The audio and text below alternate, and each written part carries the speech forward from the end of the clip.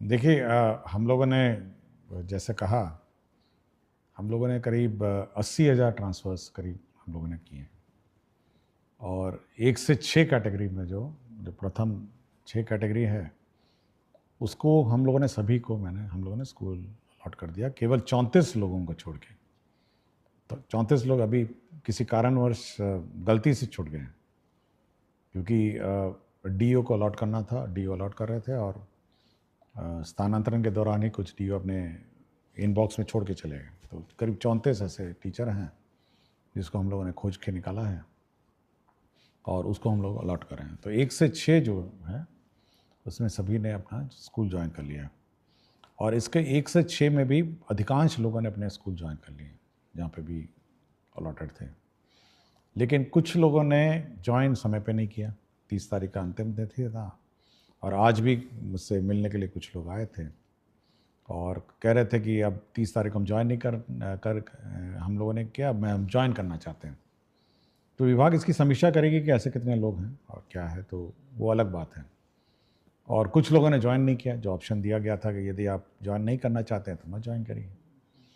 तो जो व्यवस्था है 1 से 6 का, तो वो एग्जैक्टली ये है कि हम लोगों ने सभी को टेकअप कर लिया। साथ ही साथ फिर हम लोगों ने दूरी का फिर जो 7वां कैटेगरी था उसमें महिलाओं को टेकअप किया सबसे पहले।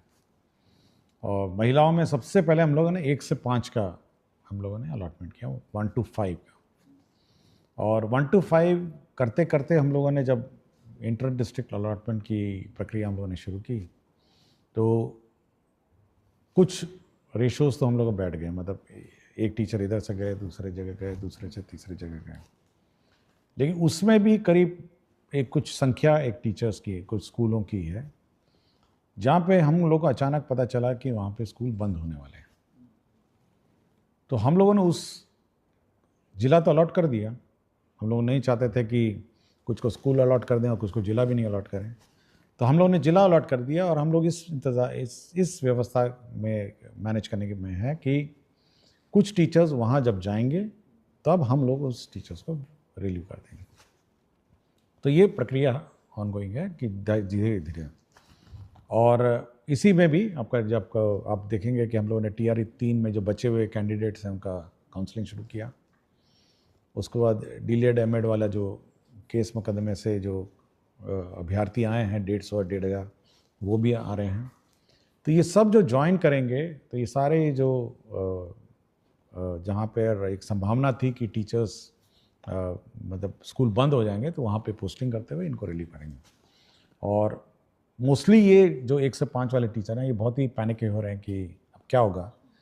तो ये जब आपको जिला ही अलॉट हो गया, तो आप थोड़ा वेट कर सकते हैं कि भाई हम लोग कोशिश कर रहे हैं कि पठन पाठन इफेक्ट ना हो और टीचर्स पोस्टिंग के बाद आपको वहाँ से रिलीव कर देंगे, तभी हम लोग स्कूल अलॉट करेंगे। साथ ही साथ एक टीचर आपके यहाँ जाएगा और एक टीचर आप रिलीव हो जाएंगे। तो ये 7वां कैटेगरी हम लोगों ने ये किया है।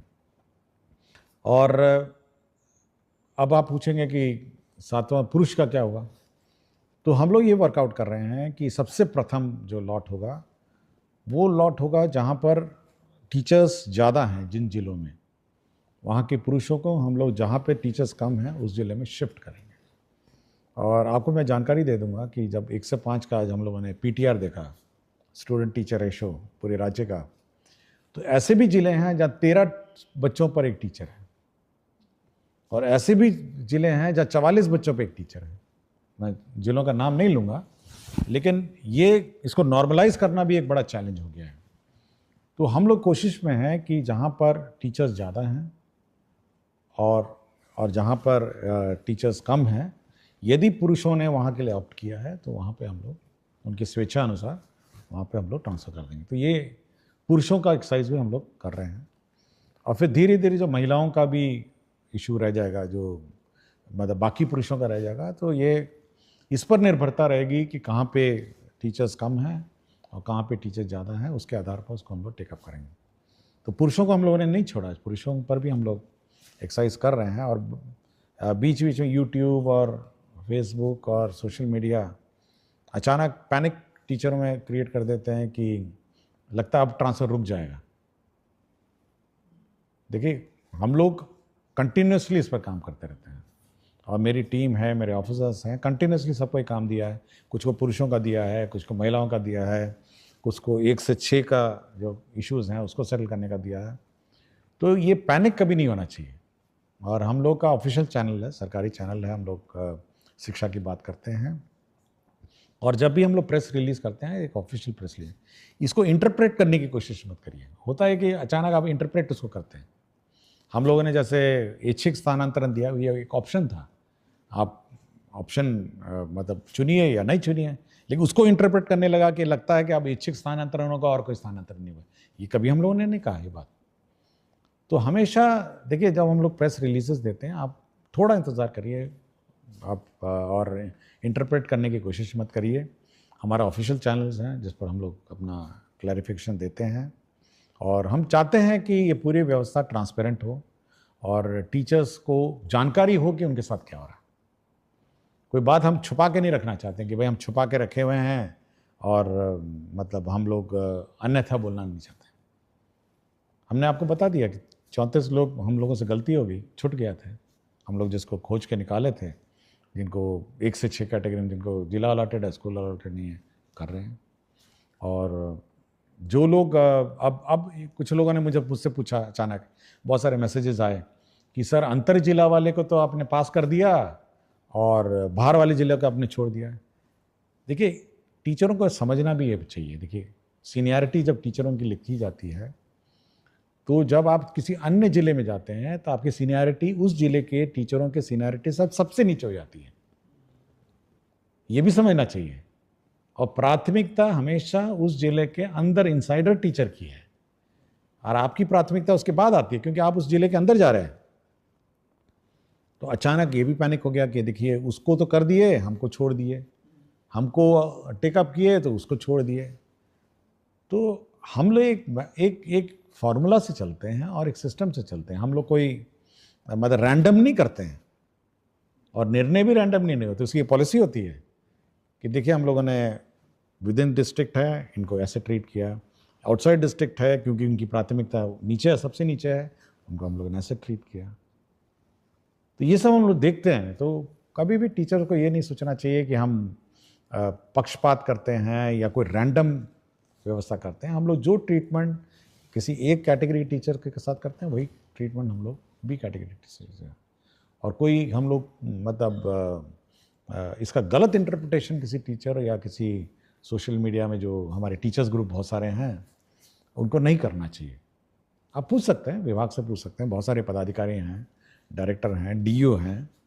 और हम लोगों ने ये भी व्यवस्था की है व्यवस्था में कि अगर आप अपने प्रेजेंट पोस्टिंग से शुद्ध हैं विद इन द डिस्ट्रिक्ट, तो आप अपने स्थापना समिति, अपने ग्रीवांस पोर्टल में आप अप्लाई करिए। और ग्रीवांस पोर्टल डीईओ देखते हैं, आरडीडी देखते हैं, और हम भी देखते हैं, और मॉनिटरिंग उसकी होती है। और जिला स्थापना जो समिति है, जो डिस्ट्रिक्ट की कमेटी है, वो अगर आपको कोई विशेष समस्या हो, मतलब बहुत ही विशेष समस्या हो, एनमास तो नहीं ले सकते, अचानक फिर से 10-20 हज़ार का शुरू नहीं कर सकते, लेकिन आपको कोई विशेष समस्या है, आपकी सुनवाई करेगी और आपके समस्या का समाधान करेगी। और मैं बार बार यही बात कहता हूँ और हर फोरम पे यही कहता हूँ कि टीचर्स की सुविधा तो हम लोग कंसिडर करते हैं, लेकिन बच्चों की असुविधा हम लोग मतलब क्रिएट नहीं करना चाहते हैं। हम लोग ऐसी व्यवस्था नहीं क्रिएट करना चाहते हैं जहाँ पे स्कूल बंद हो जाएं, पढ़ाई पाठन अफेक्टेड हो जाए, या फिर मैथ्स टीचर चले जाते हैं तो मैथ्स टीचर अब नहीं है तो क्या करेंगे, साइंस टीचर अचानक ट्रांसफ़र हो गए तो क्या करेंगे। तो वैसी व्यवस्था हम लोग नहीं चाहते। हम लोग चाहते हैं कि बच्चों की पढ़ाई जो है, शिक्षा विभाग की प्रायोरिटी बहुत ही क्लियर होना चाहिए, शिक्षकों को भी, अभिभावकों को भी, कि शिक्षा विभाग की सबसे प्रथम प्रायोरिटी शिक्षा व्यवस्था में सुधार और शिक्षा व्यवस्था को सुदृढ़ करने का। ये बिल्कुल टीचर लोग भी अपने दिमाग में बैठा लें और हम भी अपने दिमाग में बैठा चुके हैं। उसके बाद आता है हमारे टीचर्स का कंफर्ट और अपने टीचर्स की सुविधा। ये ऊपर ओवरराइड नहीं कर सकता है कि हम अचानक टीचरों को रिलीव कर दें और स्कूल बंद कर दें। नो, ये हम लोग नहीं कर सकते। शिक्षा व्यवस्था, सरकार 22% बजट इसलिए देती है कि हमारे बच्चे पढ़ें, हमारे बच्चों को अच्छी पढ़ाई हो, और इसीलिए सरकार ने बहाल किया है विभिन्न स्कूलों के लिए टीचर्स की पढ़ाई सुचारू रूप से चले।